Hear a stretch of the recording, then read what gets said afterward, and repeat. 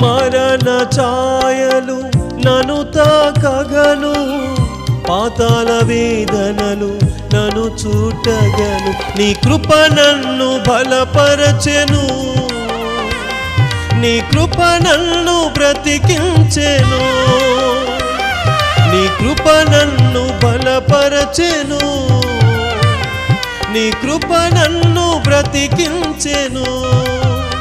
నీ కృపా, నీ కృపా, నీ కృపా, నీ కృపా, నీ కృపా, నీ కృపా, నీ కృపా, నీ కృపా.